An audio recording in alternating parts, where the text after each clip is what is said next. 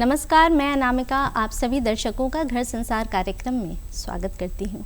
वर्तमान समय में नारी सशक्त है, आत्मनिर्भर है। आत्मनिर्भर महिला समाज में बदलाव ला सकती है। इनमें वो शक्ति है कि एक दूसरे के साथ जुड़कर एक नई राह बना सकती हैं। आत्मनिर्भरता के साथ ये समाज में एक महत्वपूर्ण भूमिका निभा सकती हैं। आज हमारे बीच दो ऐसी महिलाएं हैं जिन्होंने अपने जुनून को कायम रख न सिर्फ आत्मविश्वास के साथ आगे बढ़ा बल्कि औरों को भी आत्मनिर्भरता का पाठ पढ़ा रही हैं। हमारे साथ हैं समाज सेवी रूपा जी। नमस्कार, मैं रूपा अग्रवाल सभा महिला समिति की संयोजिका हूँ।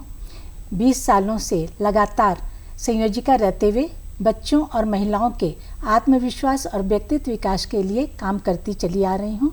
साथ ही अखिल भारतीय मारवाड़ी महिला सम्मेलन की निवर्तमान सचिव हूँ, जहाँ पर 26,000 महिलाएं हैं जो राष्ट्र के 18 स्टेट्स में फैली हुई हैं। उनके भी आत्मविश्वास, आर्थिक रूप से स्वावलंबी करने, पर्यावरण और विभिन्न क्षेत्रों में काम करते हुए उन्हें का नेतृत्व कर रही हूँ, गाइडलाइन दे रही हूँ। और हमारे बीच हैं ममता देवी जी। ये ऑर्गेनिक उत्पादों का कारोबार करती हैं। बहुत बहुत स्वागत है आप दोनों का इस कार्यक्रम में। नमस्कार, मैं दूध का उत्पाद करती हूँ, ऑर्गेनिक सब सब्जी ऑर्गेनिक, दूध, दही, पनीर, आटा, तेल सबका ऑर्गेनिक देती हूँ। रूपा जी, सबसे पहले मैं आपसे ये जानना चाहूँगी कि आप समाज सेवा की तरफ आपने कैसे अपने कदम बढ़ाए और कैसे इसकी शुरुआत हुई? 35-40 वर्ष पहले राजस्थान के देवराला में रूप कुंवर जी के सती की चर्चा बहुत तेज़ी से फैल रही थी, जो बहनों के को भावनात्मक रूप से थोड़ा आहत कर रही थी। तभी हमारे पतिदेव ने कहा कि इसके विरोध में तुम्हें आवाज़ उठानी चाहिए। अग्रवाल सभा में इसके लिए एक बड़े सेमिनार का आयोजन किया गया था। उसी में हमने विरोध में आवाज़ उठाई कि सती प्रथा गलत है, उसको आगे बढ़ावा नहीं देना चाहिए। बहुत मुश्किल से इसे रोका गया है। महिलाएं विरोध में बहुत डरती हैं, किसी भी सामाजिक समस्या पर अपना विचार प्रकट करने या विरोध से घबराती हैं। वही हमने कोशिश की कि सभी महिलाएं अपने विचारों को व्यक्त करें। हमने महिला गोष्ठी के माध्यम से सामाजिक समस्याओं पर लगातार 20 सालों से एक विशेष टॉपिक पर चर्चा करवाती हूँ, जिसमें राज्य की विभिन्न संस्थाओं की भी महिलाएं आती हैं। करीब 150-200 महिलाओं के बीच में चर्चा होती है, उनके विचार आते हैं, समस्याओं पर वे अपना विरोध भी दर्शाती हैं। सबसे बड़ी बात है कि जो वे आपस में एक दूसरे से डिस्कस करके जाती हैं तो 3-4 दिनों तक घर में भी अपने उसी वातावरण में रहती हैं और उसका प्रभाव परिवार पर भी पड़ता है। तो हमारा यही उद्देश्य है कि महिलाएं अपने अंदर के विचारों को प्रकट करें और विरोध करना भी सीखें। ममता जी, आपने अपना कारोबार कैसे शुरू किया और ऑर्गेनिक मिल्क का ख्याल आपके मन में कैसे आया? हमने 2020 में चालू किया। जब कोरोना काल चालू हुआ तो हम घर में बैठ गए थे, कोई काम नहीं था, तो सोचा हमारा ज़मीन भी पड़ा हुआ है तो कुछ उपयोग करें। तो फिर हमने एक गाय लाया, अपने लिए लाया।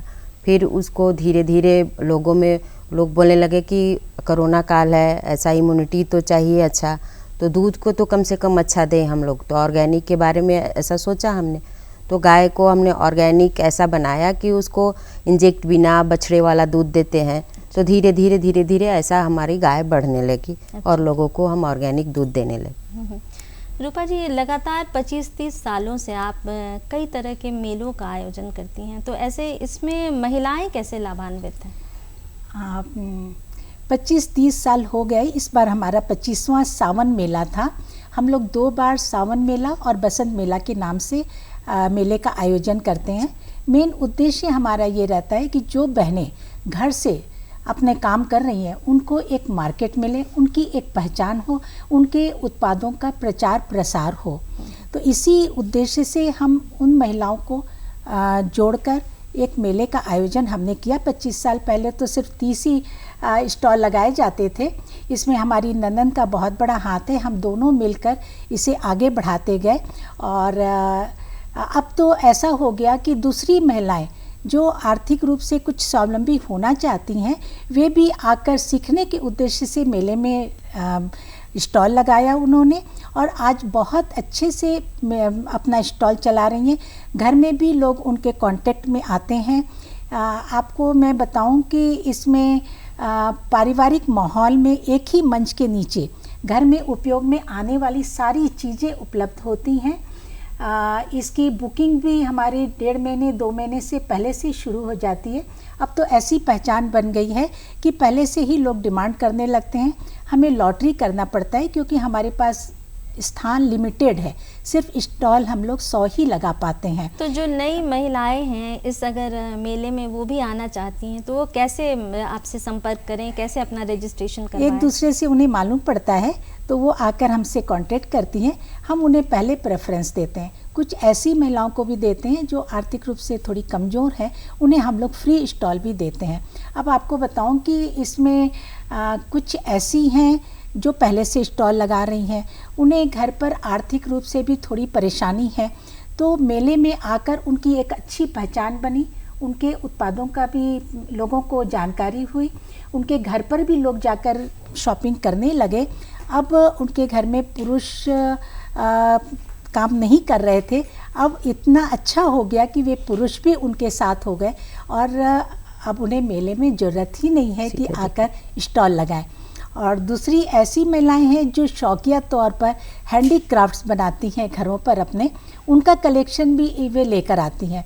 मेन हमारा सावन के समय, रक्षाबंधन के समय ही ये कार्यक्रम होता है, तो राखियों का एक बड़ा स्टॉक लेकर आती हैं, हाथों से बनाए हुए भी, और कुछ कैलकाटा के रेडीमेड स्टॉल भी लेकर आती हैं। बहुत अच्छी इसकी हमें सफलता मिली है इस कार्यक्रम में। और कुछ ऐसी भी हैं जो कि अपना उद्यम चलाती हैं, बड़ी मुगौड़ी पापड़ ये घर पर बनाती हैं, तो उसका भी यहाँ पर उन्हें मार्केट मिल जाता है।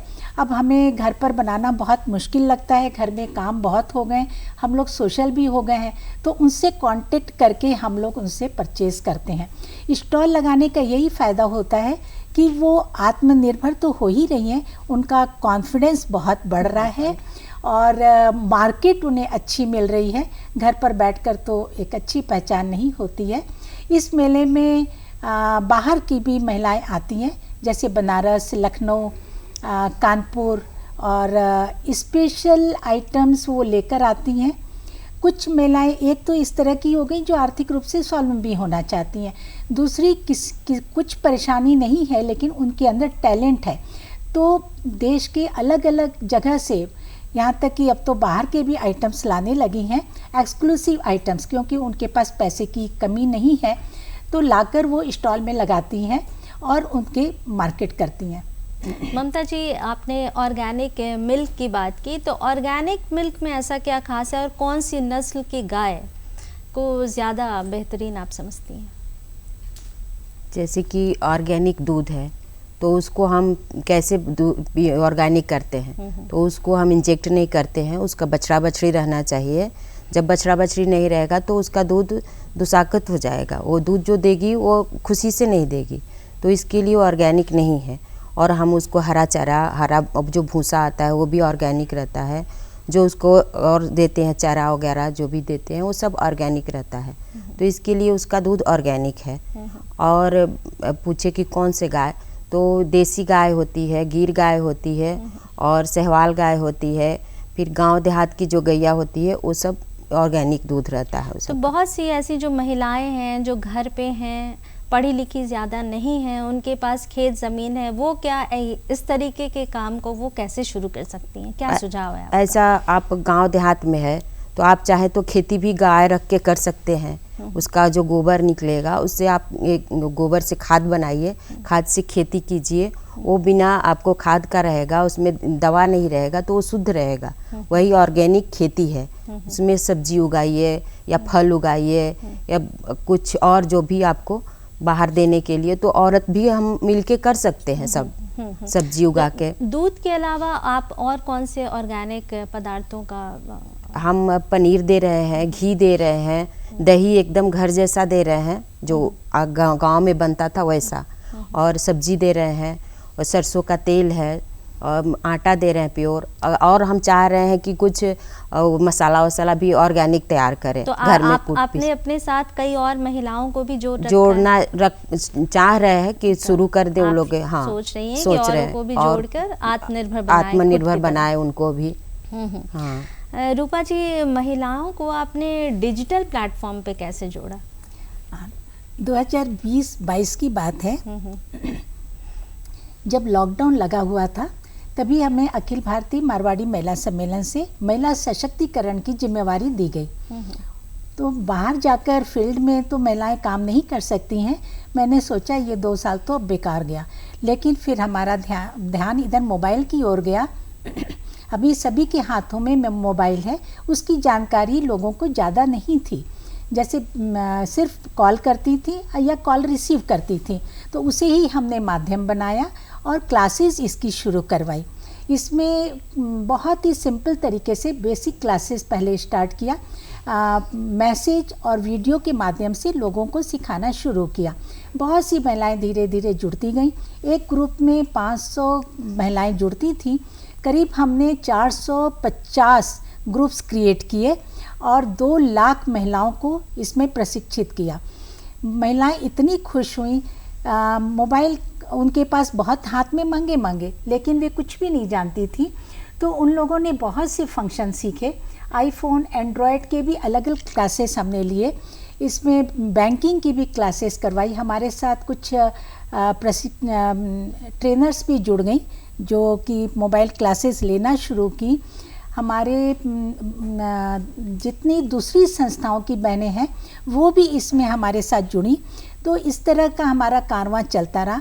हमने इसमें एक अपना स्लोगन दिया, हर महिला सशक्त हो, स्मार्टफोन अभ्यस्त हो। इस नारे को हमने तेज़ी से बढ़ाया।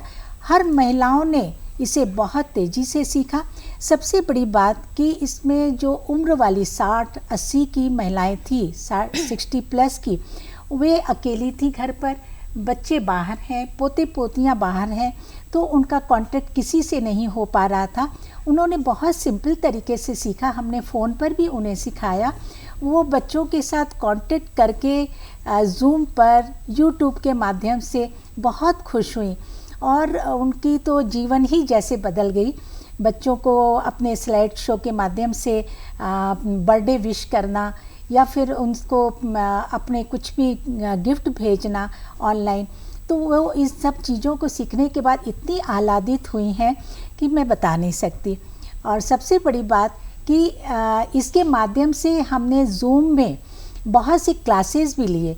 जैसे खाने पीने की तो बहनों को रुचि है ही, सब ने अपनी अलग अलग रेसिपी बनानी शुरू की। यानी कहने का मतलब कि घर पर रहते हुए हम लोग पूरी दुनिया के साथ एक साथ जुड़ गए और लगा कि हम अकेले नहीं बैठे हैं, सब साथ में हैं, बातें कर रहे हैं। अनजान लोगों के साथ हम जुड़े।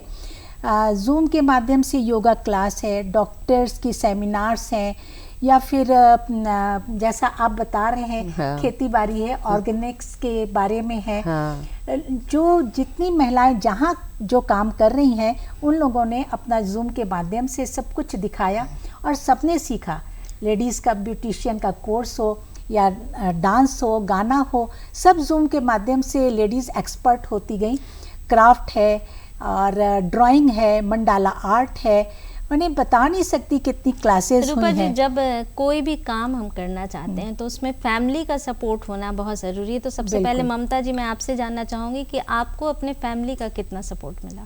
मेरे हस्बैंड का, मेरे बच्चों का, सबका बहुत ज़्यादा सपोर्ट मिला, क्योंकि अगर मैं नहीं पहुँच पाती तब तक मेरे हस्बैंड संभालते हैं। बाद में मैं पहुँचती हूँ तो अपना खेती बाड़ी में देखने और काम में अपना जाते हैं। और बच्चों का भी पूरा सपोर्ट है। बच्चे हमारे साथ, हमको उतना नहीं इस सब के इंटरनेट के वगैरह के बारे में पता था, सब बताते थे, मम्मी ऐसे करो ऐसे करो, सब हमको सिखाया। नेट बैंकिंग कैसे चलाना है, यूट्यूब पर कैसे देखना है, सब कुछ उन्होंने ही बताया। बाकी जब मेरे को टाइम नहीं मिलता तो बच्चे भी जाके संभाल देते हैं, किसी चीज़ से उनको घृणा नहीं है। बहुत उन लोग का सपोर्ट मिला हमको, बहुत ज़्यादा सपोर्ट। रूपा जी, आपको आपके फैमिली ने आपको कैसे सपोर्ट किया? बहुत सपोर्ट किया। पतिदेव का तो पूरा ही सपोर्ट रहता है और जिस चीज़ में मैं कमज़ोर पड़ जाती हूँ वो पुश करते हैं कि नहीं करो, कर लोगी, बहुत अच्छे से कर लोगी। जो भी आज मैं कर रही हूँ, मैं तो कहूँगी कि मेरे पतिदेव और ननद के कारण ही मैं सब कुछ सीख पाई और कर पाई। ऐसे मैं शादी के पहले बहुत संकोची स्वभाव की थी, टैलेंट तो था लेकिन आगे बढ़कर करने की हिम्मत नहीं थी। और घर पर सासू माँ का भी पूरा सपोर्ट मिला।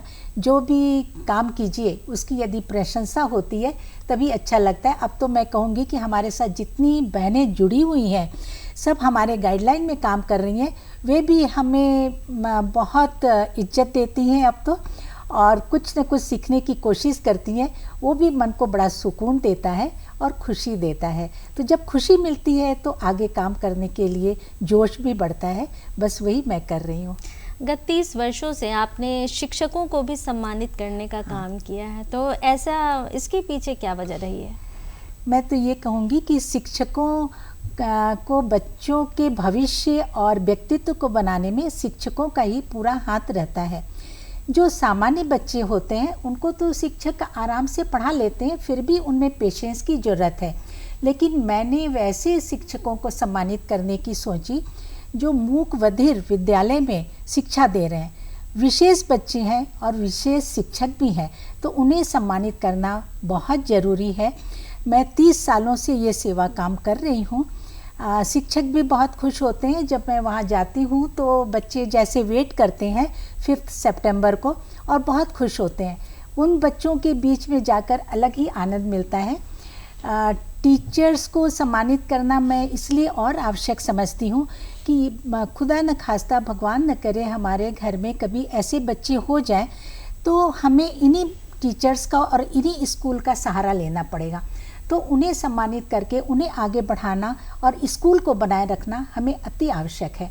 वहाँ शिक्षक बच्चों को आर्थिक रूप से स्वावलंबी बनाने के लिए क्राफ्ट पर विशेष ध्यान देते हैं, क्योंकि कमज़ोर बच्चे हैं, शिक्षा उतनी नहीं ले पाते हैं। सिलाई और कढ़ाई, मेहंदी और कुछ जिन कंप्यूटर, इन सब को की शिक्षा वहाँ शिक्षक दे रहे हैं, जिससे वे कुछ कमा सकें, आर्थिक रूप से बच्चे स्वावलंबी हो सकें। लड़के हो या लड़कियां, दोनों को अपने पैरों पर खड़े रहना आज अति आवश्यक हो गया है। ममता जी, जो महिलाएं घर पे बैठी हुई हैं, वो कुछ काम करना चाहती हैं, आत्मनिर्भर होना चाहती हैं, उनको आप क्या सुझाव देना चाहेंगी? उनको आत्मनिर्भर बनना बहुत अच्छा है। बहुत औरतों को तो ज़्यादा ही बनना चाहिए। पढ़ाई लिखाई सब बच्चों को अपना देखना, अपना पॉकेट मनी भी चाहिए। तो हम दूसरे के भरोसे क्यों रहे? तो हम अपना खुद का कुछ करें। तो घर में कुछ भी कर सकते हैं। मान लीजिए ऑर्गेनिक से ही कर लीजिए, तो सब्जी उगा के बेच सकते हैं। गोबर का ले लीजिए, गाय पालिए, गाय अपना घर में रखिए। अगर ज़मीन है तो खेती कीजिए, नहीं ज़मीन है तो घर में लंच का भी अपना ये चालू कर दीजिए। उसको घर में मसाला बढ़िया से बना के वैसा चालू कीजिए। हम तो हर चीज़ है ना, औरत तो अन्नपूर्णा माता भी है। तो ऐसा कीजिए कि अन्नपूर्णा ऐसा बनाइए कि एकदम शुद्ध चीज़ दीजिए। बाज़ार का मसाला देख रहे हैं कैसा है, तो हम घर में उसको मसाला तैयार करें, उसको बनाएं।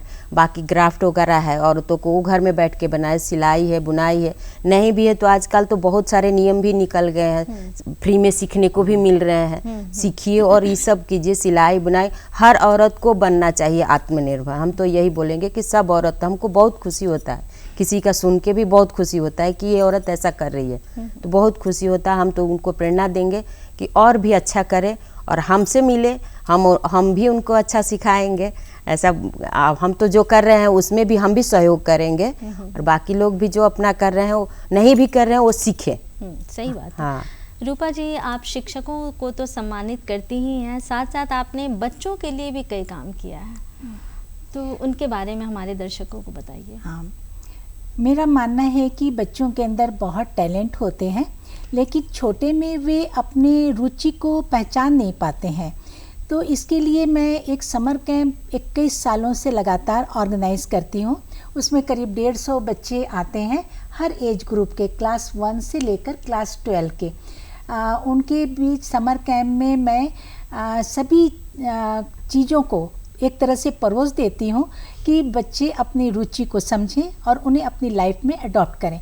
सुबह 7 बजे से शाम के 5 बजे तक क्लासेस होते हैं, जिसमें योगा, एरोबिक, चित्रकला, क्राफ्ट, नृत्य, गायन और इसके साथ अभिनय, सभी चीज़ों की क्लासेस, पाक कला का भी करवाती हूँ, क्योंकि आजकल लड़के हों या लड़कियाँ दोनों को पाक कला में माहिर होना बहुत ज़रूरी है।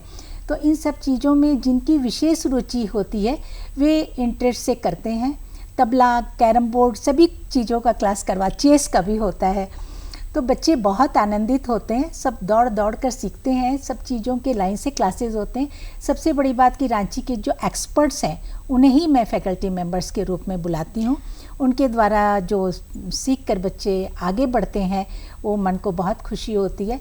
अब बच्चों का उत्साह बढ़ाने के लिए उन्हें मैं सर्टिफिकेट्स भी देती हूँ पार्टिसिपेशन का। रूपा जी, मैं चाहूँगी कि आप चलते चलते महिलाएं जो आत्मनिर्भर बनना चाहती हैं उनको कुछ सुझाव दें, और आत्मनिर्भर क्यों बनना चाहिए इसके बारे में आप बताएं। पहले तो मैं कहूँगी कि महिलाओं को अपनी टैलेंट को और अपनी काबिलियत को समझना चाहिए कि वे क्या कर सकती हैं। यदि वो पढ़ी लिखी हैं, सीए हैं या इंजीनियरिंग किया है या वकील है, जो भी हैं, तो उसी क्षेत्र में वो काम ज़रूर करें, नहीं तो उन्हें फ्रस्ट्रेशन होता है और डिप्रेशन में जाती हैं। अभी जैसे ममता जी ने बताया कि वो इतने अच्छे काम कर रही हैं, आत्मनिर्भर हैं, तो सभी बहनों के अंदर कुछ न कुछ टैलेंट रहता है, तो वो कुछ न कुछ ज़रूर अपनाएं। अब जैसे आजकल गिफ्ट हैम्पर का भी बहुत चला है। बर्थडे में हमारे पास टाइम नहीं है, किसी को गिफ्ट करना है, तो हम ऑर्डर देते हैं, वो बनाकर बहुत सुंदर भेजती हैं। और साथ ही साथ आजकल मिठाइयों का भी बहुत हुआ है, जिनके अंदर मिठाई बनाने का शौक़ है तो वो पैकेट्स में मिठाई बनाकर भी कर सकती हैं। और जैसे घर में हमने गेट टुगेदर किया है, हमारे पास ज़्यादा टाइम नहीं है वैरायटी बनाने का, तो उसमें वो हम ऑर्डर करते हैं और महिलाएं बनाकर भेज देती हैं।